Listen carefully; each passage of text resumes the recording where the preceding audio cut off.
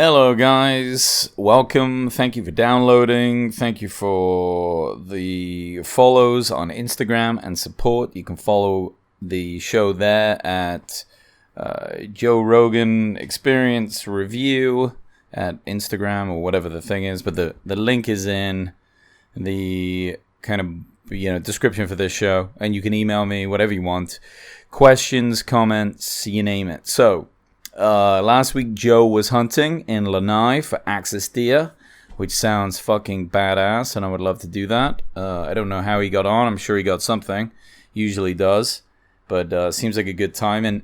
And what I've been doing when he heads out on kind of like a week off vacation or whatever is I go back and I look at some classic JREs to review.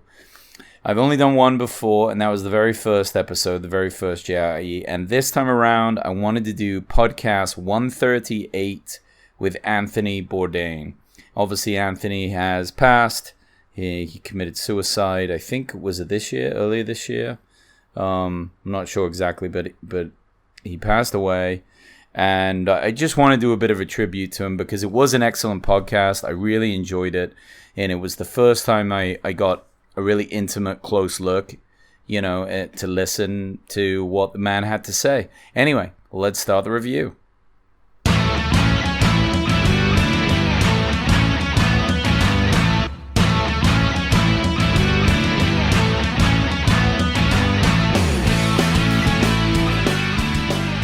All right, classic JRE review time. Again, for people that have not listened to this one, it's a very old one. It's podcast 138. I recommend going back and listening to it. It is really good. And I try to find, they're always my very favorite episodes when I'm doing a classic. And I have a list of like 5 that I'll pick forward on. But if anyone out there wants me to do one in particular from the past that they really enjoyed and, just to throw my 2 cents at and see if it lines up with yours, or maybe I picked up some things that you didn't see or vice versa, let me know. Shoot me a message and I can always check one of those out for sure. I love listening to any ones of the old ones from the past. Anthony's an interesting guy because he didn't really get famous until he was like 44 years old, right? Which is a lot later in life, and especially for how famous he got, how well known he became. That's fairly unusual and pretty inspiring stuff. I know it's rarer that people will have that happen to them, but very cool. So even up until that age, he really hadn't traveled all that much in the world. And I mean, his life and experiences after that point would just, exponential change. And just wow. Good for him. He had his show that was out. He had a couple. Very, very good. What were the names of his shows? Without Borders, and then the other one, blanking. But both of them were fantastic and so different than any other type of cooking show. I mean, it really was like Hunter S. Thompson-esque, with like his delivery and his narration. His narration was always incredible. I mean, there was no way you could ever replace him on that show. There even was some talk after his suicide that they would see if Gordon Ramsay would want to do it, and just it was immediately shut down. I mean, it just wouldn't have made any sense at all. You couldn't have even got close, And I don't want to take anything away from Gordon Ramsay. He's just a completely different character. To play that. What was really nice about his show is that the producers left him alone. They really gave him a lot of freedom, he talks about, to just kind of do his own thing. And obviously Joe loves that. That it's a big part of the inspiration that he had to make his podcast and kind of create his life the way that he's done. So it resonated with him. And the podcast 138, I think, was back in maybe 2010. I think is when they did that podcast. Maybe 10 or 11. I guess if he started in... I don't know when it was. It wasn't that long into the life of JRE, though, really. And though he wasn't doing as many back then, so maybe it was a couple of years in. But either way, It was when his podcast wasn't that big and Anthony's show was huge, one of the biggest ones on TV. So for him to have the freedom that he did was very unusual. Most shows were nothing like that, had a lot of producer input, and just there was no level of freedom like Anthony had. And with that freedom, he was able to make his show just brilliant. Just absolutely brilliant. Close team of people that he worked with, real close. Even after his death, one of the camera guys contacted Joe and came on the JRE to discuss it, and I did a review of that, and that was really enlightening and a sad one. But basically how he would figure out where he was going to go and get hooked up with the local people is he would reach out to food bloggers, right? So every country has food bloggers, and he would just reach out to them, say he was coming, and they kind of set everything up with like the best restaurants, the people to meet, what the culture was. And that's what was so beautiful about his show, is it wasn't just the food. It was primarily the food, but I mean also how the food wrapped into the culture and what the history of that place meant. And his narration really brought it to life. I mean, it just added so much color that it was almost like you'd been there when you watched the show. And it definitely always made you hungry. For sure. Joe does what he always does, or mostly does, in classic fashion. Brings up some giant ape story called a Bondo ape that is like 6 foot tall and eats jaguars. And it just kind of pops out of nowhere. But what was good about it is it brought up that Anthony sometimes on his show will hunt and shoot animals. And then they use the meat and etc. And people would get a little mad at him. He said it wasn't too bad. You know, the outcry of hate wasn't great. It wasn't huge. Obviously, Peter would get upset and some things like that. But he kind of would shoot guns on the show quite often. And especially with the hunting portion, I mean, it kind of makes sense. Like if it wouldn't be weird to have a show where you're cooking some fish and you go fishing for it first. I think I saw a Gordon Ramsay show once where he was doing that catfish fishing, and then later on the show they cooked it. Now, sure, it's not as dramatic as like shooting a deer and then cooking that, but I mean, it's all kind of like the same thing. If that's that culture's way of getting the meat, isn't it the most honest representation? It's just to show that. You can always choose not to watch the show if you don't like it. It just seems reasonable. He did talk about a really cool bar in Cambodia where you can go and drink and get hammered and shoot guns. You just kind of pay for it all and it just happens. And that to me sounded like a great time. Dangerous, obviously. I wouldn't recommend it for everyone, but what a wild little place that Cambodian bar must be. A little nuts there. It was interesting to hear what his favorite meal was. His very favorite meal is a bone marrow and bread. Like cooked bone marrow and bread. If you've never had that, I've had that a couple of times. In fact, my girlfriend's father is a huge fan of it.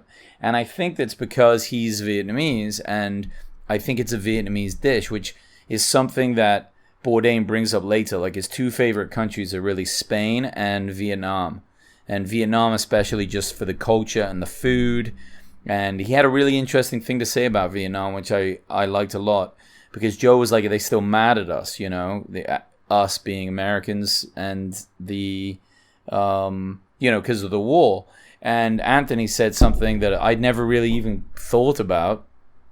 But it was just like, no, because since then they've been in a war, I think, with like the Russians and maybe like the Chinese twice. And it's just a lot of shit going on over there. They're at war all the time. So they're not hung up on it. And I think that adds to the beauty of what that place is. And I would love to go. I really would love to head over there and yeah, eat some bone marrow. That would be great. Some personal stuff about Anthony. His wife is a huge jiu-jitsu practitioner and a fan of UFC and all the rest of it.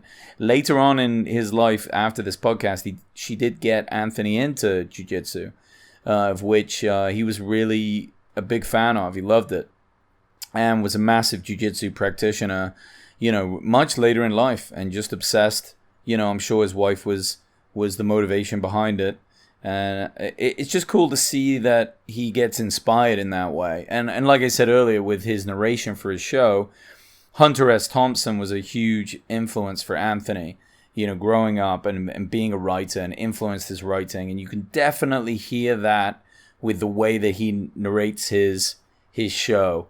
And, Parts Untold, and just how he kind of wraps everything together. It's such a beautiful poetry with the way that he described things, which is good. It makes sense because there's art in the food.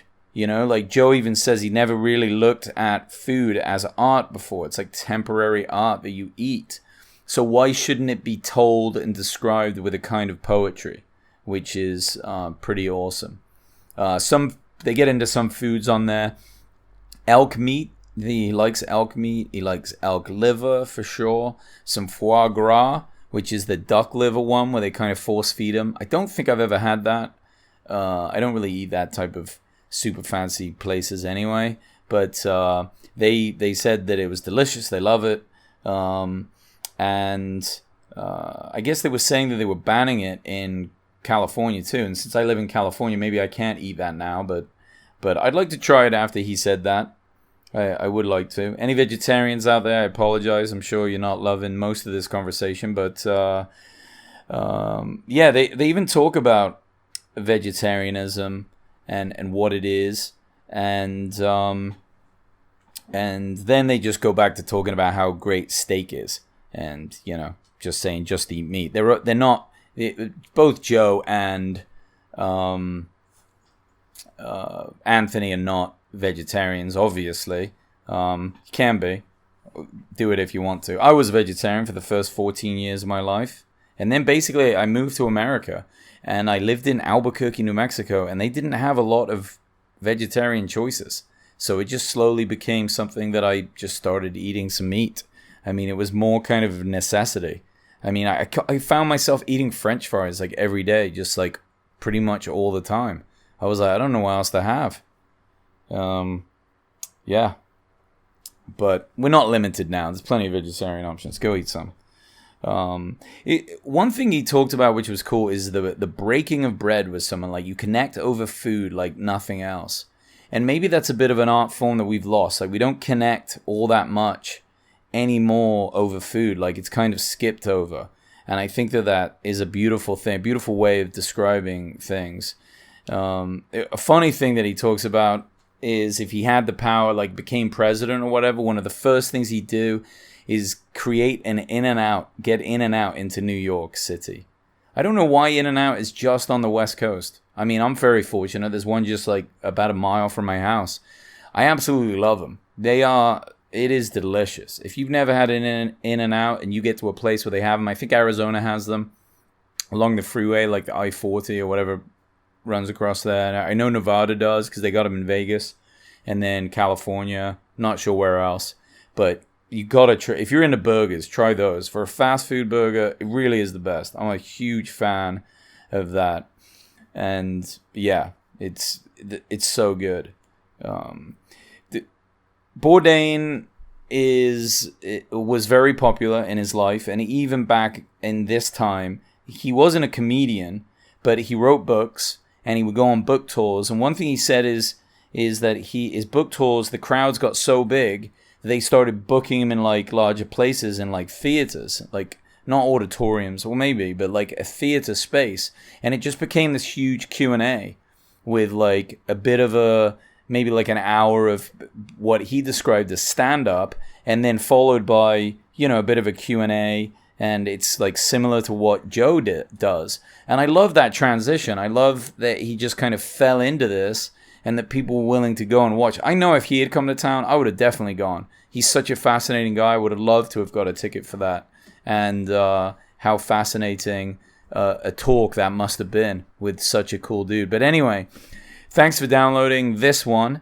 Check it out if you're interested. It's podcast 138. And, it's an homage to the man. Anthony, we miss you. You are missed. And you were a fantastically cool and fucking awesome dude. So thanks a lot, guys. Have a great day. Peace.